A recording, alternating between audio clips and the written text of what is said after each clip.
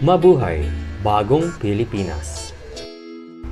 Ang Regional Police Community Development Unit National Capital Region sa pamumuno ni Police Lieutenant Colonel Randy D. Alagao ay aktibong nakilahok sa nationwide cleanup drive program, kalinisan, kalinga at inisyatiba para sa malinis na bayan.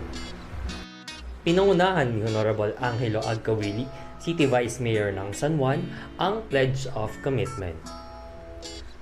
Paghihiwalayin ang nabubulok, Paghihiwalayin ang nabubulok at di nabubulok, at di nabubulok, para sa susunod na henerasyon. at para sa susunod na Bilang pangako at sumpa sa pagtitiwala at dedikasyon sa pagpapanatili ng malinis na komunidad. Ang nasabing programa ay may temang Bagong Bayanihan ng Mamamayan. Ito ay may layuning pagkaisahin ang mga Pilipino at hikayatin na pangunahan ang paglilinis ng ating kapaligiran.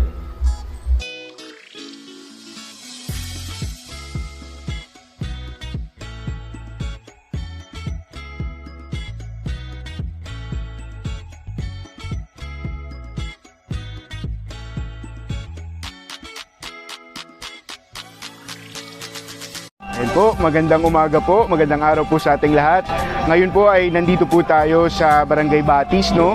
Meron po tayong kalinisan program. Ito po ay kalinga at inisyatiba para sa bayan. Ito po ay isang programa po ng pamahalaan administrasyon ni BBM para po sa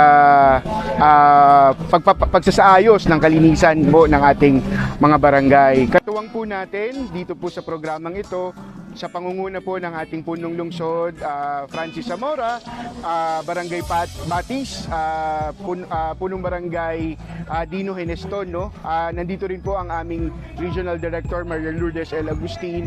So andito ang PNP, BJMP, BFP, kasama rin po natin ang MMDA. So ito pong programa pong ito ay naglalayon na maigtingin ang kaalaman po ng bawat isa sa kahalagahan ng paglilinis, no? Kasi ang paglilinis po, hindi lamang po ito dapat pinangungunahan ng pamahalaan. Ang paglilinis po, ang kalinisan ay dapat nagsisimula sa bawat barangay, sa bawat pamayanan, at ito po ang gusto natin na may advocate kada linggo, kada Sabado actually. We are doing this in every Saturday all over the Philippines na meron po tayong kalinisan program. So sana po makilahok po ang bawat isa po sa atin sa pinakamaliit na kaya po natin mag-segregate ng basura, maglinis ng ating harapan at tumulong sa ating komunidad sa pagpapanatili at paglilinis ng ating pamayanan.